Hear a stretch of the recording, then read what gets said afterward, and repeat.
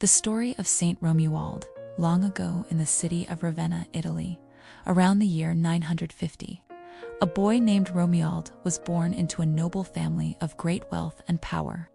Though surrounded by luxury, Romuald felt restless and burdened by the pride and ambition of the world around him. But it wasn't until a tragic event shook his family that his life changed forever. Romuald's father, Sergius, killed a relative in a violent duel over land.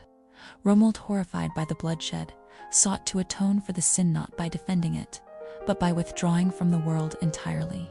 At around age 20, he entered the Benedictine monastery of Sant'Apollinare in Classe near Ravenna.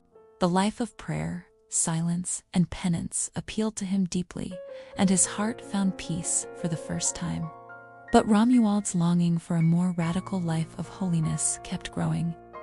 After years at the monastery, he felt called to a more solitary life, one of complete surrender to God in silence and simplicity. Inspired by the lives of the desert fathers of old, he left the monastery and began wandering Italy, seeking out remote places to live in solitude and prayer. Others were drawn to Romuald's deep holiness and joined him in the wilderness. He became a spiritual father to many, guiding them in a life of prayer, work, contemplation, and penance. Yet Romuald also faced great trials of opposition from religious leaders, temptations, and even rejection from some of his own disciples. Eventually, Romuald founded a new religious community that combined the solitude of hermits with the stability of monastic life. In the forest of Camaldoli, in central Italy, he established what would become the Camaldolese order, a unique branch of the Benedictine family. The monks lived in small hermitages, gathered for prayer, and practiced strict asceticism, all centered on union with God.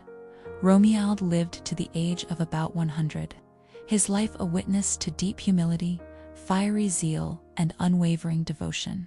He died around the year 1027, alone in his cell, just as he had longed to meet his Lord in silence and peace. Today, Saint Romuald is remembered as a reformer, a mystic, and a father of hermits. He teaches us that the path to holiness may be lonely, but it is filled with light, and that in the silence of prayer, we hear the voice of God most clearly. "Sit in your cell as in paradise," he once wrote. "Put the whole world behind you and forget it. Watch your thoughts like a good fisherman watching for fish." Saint Romuald, pray for us, that we too may seek the face of God with undivided hearts.